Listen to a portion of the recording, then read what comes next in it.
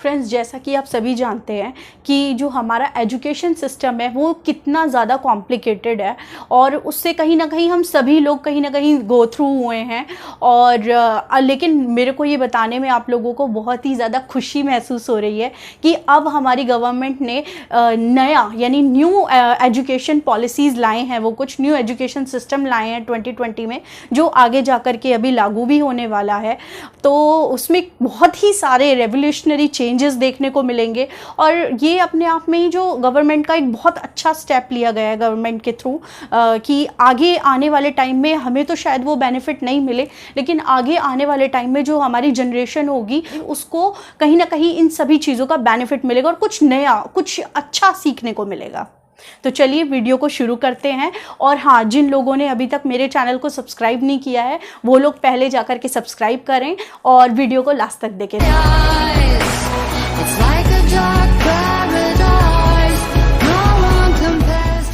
जो पहले हमारा एजुकेशन सिस्टम था वो 10+2 का हुआ करता था, जिसमें हमारा हम लोग एक को मतलब 3 कैटेगरीज में स्टूडेंट्स को डिवाइड कर दिया जाता था, जैसे साइंस में, कॉमर्स में और ह्यूमैनिटी में। तो बेसिकली बच्चे को उसमें से किसी एक स्ट्रीम को सिलेक्शन मतलब उसका करना हुआ करता था, एक स्ट्रीम का, चाहे वो साइंस ले या फिर कॉमर्स ले या फिर वो ह्यूमैनिटी चूज़ करे, तो उसमें वो एक एरिया में ही पढ़ पाता था। लेकिन अब इस पॉलिसी में काफ़ी सारे चेंजेस देखने को मिले। बच्चा अपनी चॉइस से कोई भी सब्जेक्ट उठा करके पढ़ सकता है। तो फ्रेंड्स, सबसे पहले हम लोग ये जानेंगे कि ये जो हमारी न्यू एजुकेशन पॉलिसी है ये उसमें क्या क्या पॉजिटिविटी है, यानी उसमें क्या क्या पॉजिटिव पॉइंट्स हैं जो हम लोगों को आगे मतलब हम लोगों ने पहले नहीं देखे और अब वो आगे इस एजुकेशन सिस्टम में देखने को मिल रहे हैं। तो फ्रेंड्स, स्ट्रक्चर है वो हमारी एजुकेशन का वो कहीं ना कहीं चेंज हो गया है। अब हमारा जो सिस्टम आया है वो फाउंडेशन से लेकर के हायर एजुकेशन तक पूरा इन्वॉल्व है। तो फ्रेंड्स, अब जो हमारी गवर्नमेंट ने नई पॉलिसी यानी नई जो पॉलिसी है वो इंट्रोड्यूस की है वो है 5+3+3+4। तो चलिए जानते हैं कि ये 5+3+3+4 क्या है। सबसे पहला जो सेगमेंट है वो है 5 का, यानी कि जिसे हम लोग प्री नर्सरी कहा करते थे या प्राइमरी लेवल कहा करते थे, जिसमें नर्सरी, LKG, UKG, प्रेप ये सभी क्लासेस इन्वॉल्व हुआ करती थी।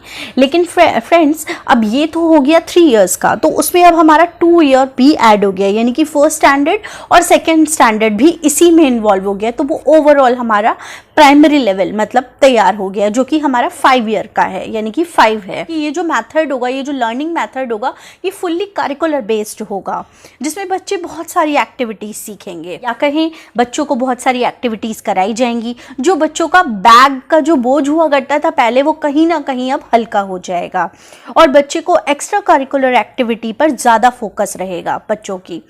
ये हमारे स्टार्टिंग के 5 ईयर होंगे, यानी कि हमारा प्राइमरी लेवल। अब मैं आपको बताती हूँ फ्रेंड्स, जो हमारा दूसरा सेगमेंट होगा, यानी कि जिसे हम कह सकते हैं जो 3 इयर्स का होगा बच्चों को का, जिसमें बच्चों के 3rd स्टैंडर्ड, 4th स्टैंडर्ड और 5th स्टैंडर्ड कराया जाएगा।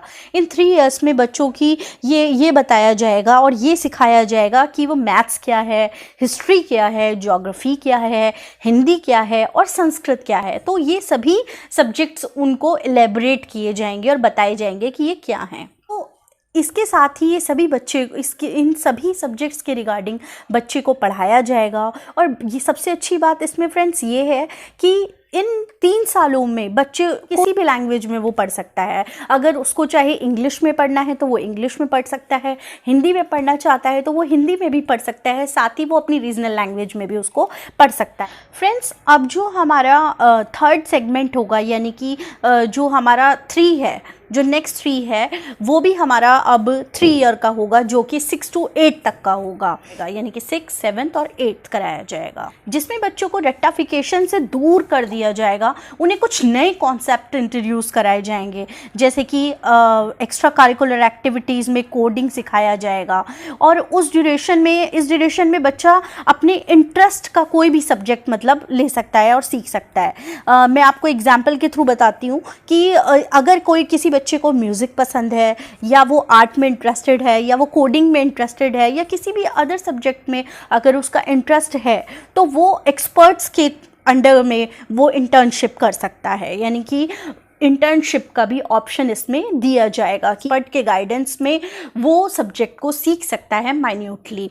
तो ये पहले हुआ करता था, हम लोग स्कूल्स में समर वेकेशंस में बच्चों को ये सब चीज़ें प्रोवाइड कराया करते थे, बट अब ये प्रॉपर एक सिस्टम में ऐड हो चुका है कि अब ये इस स्ट्रक्चर में पूरी तरीके से ऐड हो गया है और ये बच्चों को अब कराया जाएगा, जिससे बच्चों को स्टार्टिंग लेवल पर ही अपने इंटरेस्टिंग सब्जेक्ट पर कमांड बन जाएगी और उस सब्जेक्ट में उसे काफ़ी नॉलेज मिल जाएगी, जो कि अभी तक नहीं किया जाता था, कहीं ना कहीं लैकिंग था और केवल बच्चों को बुकिश नॉलेज की मतलब हो पाती थी, बुकिश नॉलेज ही हो पाती थी। तो ये कुछ अपने आप में एक डिफरेंट वे होगा बच्चों को कुछ नया सीखने के लिए, और उसके साथ ही वो अपने प्रोजेक्ट्स को प्रैक्टिकली हैंडल कर पाएंगे, वो प्रोजेक्ट को प्रॉपरली हैंडल करने की उनमें एक एबिलिटी आएगी। साथ ही कहीं ना कहीं बच्चे प्रॉब्लम सॉल्विंग बनेंगे, उन्हें कोई भी कॉन्सेप्ट दे दिया जाएगा तो वो अपनी प्रैक्टिकल नॉलेज के बेस पर उस प्रॉब्लम को इजीली सॉल्व कर पाएंगे। तो ये कुछ अपने आप में एक नया है और अच्छा है। अगर अब जो मेन चेंज आई है जिसमें पर्सनली मैं बहुत ज़्यादा खुश हूँ और कहीं ना कहीं जेलस भी हूँ, ये हम 90s के जो बच्चे हैं ये उनको नहीं मिला, तो ये कहीं ना कहीं अपने आप में एक बहुत बड़ी बात है। चलो कोई बात नहीं, हमें नहीं मिला लेकिन आगे आने वाली हमारी जनरेशन को तो मिलेगा, ये अच्छी चीज़ है। मतलब आगे नेक्स्ट ईयर माइट भी ये पूरी तरीके से एप्लीकेबल होगा ये जो अब न्यू एजुकेशन सिस्टम आया है। अब मैं फ्रेंड्स आपको नेक्स्ट सेगमेंट के बारे में बताऊंगी जो कि 4 इयर्स का होगा और जो कि बिल्कुल डिफरेंट हो गया है, और ये 9 to 12 तक होगा, जिसमें कोई भी स्ट्रीम नहीं होगी, जिसमें ना तो कोई साइंस का स्टूडेंट होगा, ना ही कोई कॉमर्स होगा, ना ही कोई आर्ट्स में होगा, मतलब कोई भेदभाव नहीं होगा। 9th में कोई भी स्पेसिफिक सब्जेक्ट पढ़ सकते हैं अपने इंटरेस्ट के अकॉर्डिंग।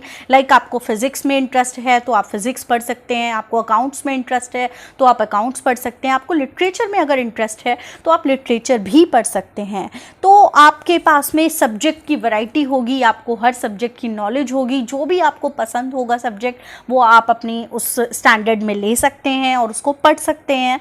तो ये पूरी तरीके से आपकी कन्वीनियंसी के अकॉर्डिंग होगा, आप जैसा पढ़ना चाहें आप वैसा पढ़ सकते हैं। नॉलेज के बेस पे उसको एनालाइज करेंगे, अब लॉजिकली भी प्रैक्टिकली भी हर तरीके से आप उस सब्जेक्ट को एनालाइज कर सकते हैं। तो ये आपके पास में एक चॉइस होगी, मतलब अब स्टूडेंट्स के पास में। साथ ही अगर फ्रेंड्स मैं बोर्ड्स की बात करूं तो अब केवल 12th ही बोर्ड होगा, केवल 12th में ही बोर्ड के एग्ज़ाम्स जो होंगे वो कंडक्ट कराए जाएंगे, जो कि बोर्ड का जो मतलब कंप्लीट आइडिया है वो पूरा का पूरा कंप्लीट चेंज हो गया है। साथ ही एप्लीकेशन बेस्ड टेस्ट होंगे, अब बच्चों को बुकिश नॉलेज के हिसाब से नहीं बल्कि प्रैक्टिकल नॉलेज के हिसाब से असिस्ट किया जाएगा, और ऑब्जेक्टिव और डिस्क्रिप्टिव दोनों तरह के क्वेश्चन उन लोगों के सामने होंगे, तो उनको वो भी उनके दोनों की तरह के यानी ऑब्जेक्टिव और डिस्क्रिप्टिव दोनों तरह के क्वेश्चंस के आंसर उन्हें देने होंगे। तो ये हमारा था 5+3+3+4।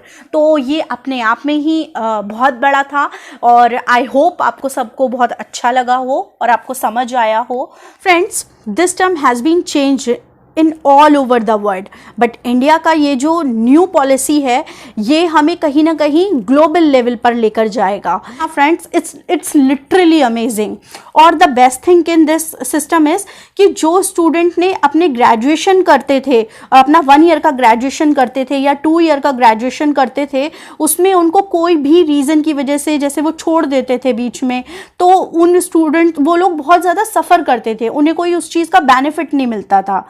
लेकिन इन 4 सालों में इसका सिस्टम का ये बेनिफिट है कि इन 4 सालों में अगर स्टूडेंट ने कोई भी किसी तरीके का कोर्स किया है, सपोज उसने 1 ईयर का कोर्स किया है, तो उसमें उसको 1 ईयर का सर्टिफिकेट मिलेगा, और अगर उसने 2 ईयर का कोर्स किया है तो उसे 2 ईयर का डिप्लोमा सर्टिफिकेट मिलेगा, और अगर उसी स्टूडेंट ने 3 ईयर का कोर्स किया है तो उसे एडवांस डिप्लोमा सर्टिफिकेट मिलेगा।